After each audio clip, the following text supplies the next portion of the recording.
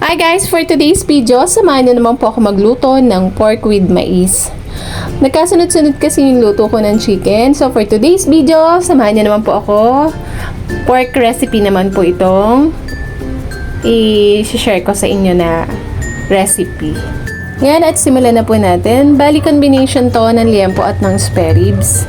Minarinate ko lang po siya sa soy sauce, oyster sauce. Naglagay po ako ng garlic, black pepper, at naglagay po ako dyan ng kalamansi. Babad lang po natin ng, sa mga nagmamadali, 15 minutes to 30 minutes. Pero mas maganda po, at least 1 hour, mas makakapit na po yung mga ingredients. Ayan, sa isang pan, nagpainit lang po ako ng mantika. I-pan fry lang po natin yung liempo at saka spare ribs until golden brown. Ayan, clip natin. After po nyan, set aside muna para makapag-gisa na tayo ng sibuyas at bawang. After natin mag-gisa ng sibuyas at bawang, ibabalik lang po natin yung pinirito po nating pork. Tapos sinama ko na po dito yung pinagbabaran ko. Naglagay po ako dyan ng tomato paste. Mix lang po natin para mag-balance.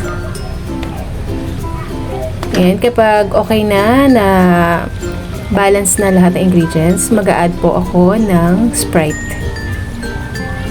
Ito po yung magpapalambot sa ating pork.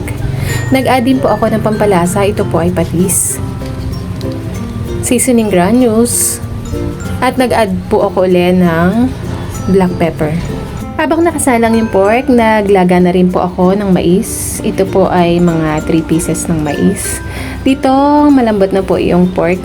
Yan, pwede na po natin. Hinalo ko na po dito yung mais. Yan, mix lang po natin. Coat po natin yung sauce sa ating mais. Yan guys.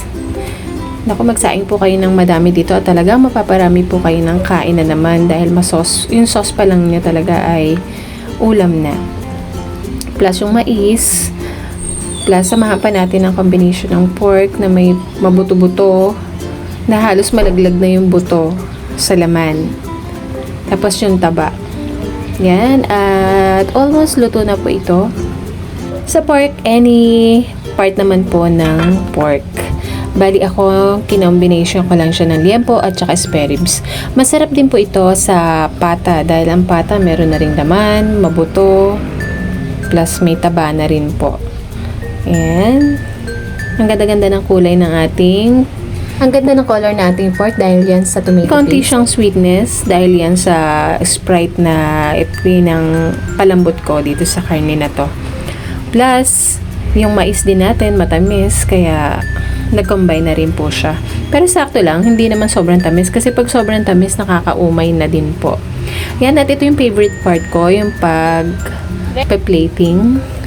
Every time na magluluto ako, ito talaga yung sobrang na-happy ako.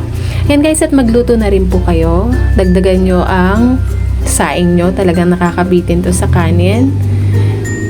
Sa mga nagda-diet, pass muna tayo dahil karne to plus mais at magra-rice pa tayo.